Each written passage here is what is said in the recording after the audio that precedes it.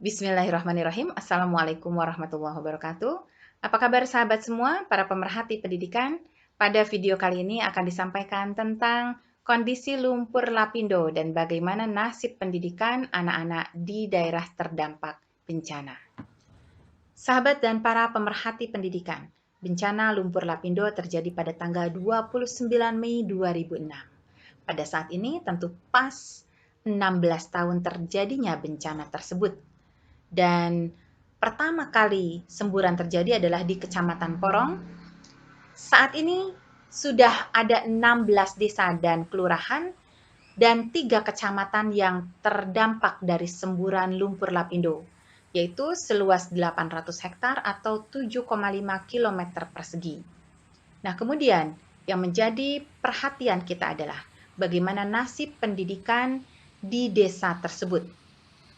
Berdasarkan observasi dan hasil penelitian diungkap, orang tua yang telah mendapatkan ganti rugi ada yang pindah, namun entah kemana, artinya tidak pindah di wilayah yang telah dirujuk oleh pemerintah, sehingga tentu berdampak terhadap keberlangsungan sekolah-sekolah yang menyelenggarakan pendidikan di mana anak-anak itu terdaftar. Oleh karena itu, dari hasil penelitian diungkap ada beberapa kegiatan yang terjadi dari penyelenggaraan pendidikan di daerah sekitar wilayah bencana lumpur lapindo. Yang pertama adalah sekolah-sekolah masih bertahan di sekitar wilayah lumpur lapindo, namun kondisinya sangat sepi karena peminat dan masyarakat yang tinggal di sana pun sudah tidak begitu banyak. Hal inilah yang kemudian menjadi satu warning apakah sekolah tersebut akan tetap menyelenggarakan pendidikan di wilayah tersebut atau dilakukan merger dengan sekolah lain yang memang tidak jauh lokasinya dari lokasi bencana.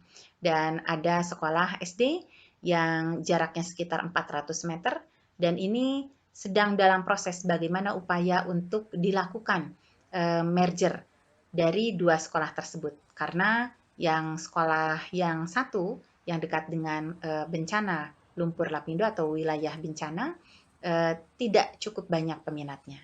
Sementara untuk sekolah-sekolah yang lain, apalagi swasta, ada beberapa fenomena yang terjadi, yaitu yang pertama mereka masih bertahan, namun kemudian ketika pindah di tempat lain, mereka masih menggunakan fasilitas yaitu berupa rumah kontrakan.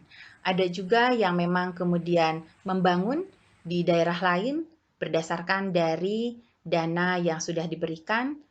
Dan yang berikutnya adalah ada yang bahkan menutup sekolahnya.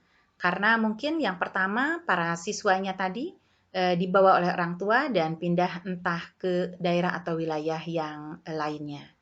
Nah, demikianlah.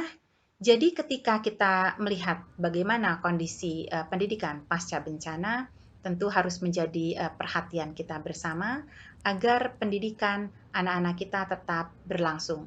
Apakah itu di sekolah yang lama ataupun di tempat mereka berada pada saat ini.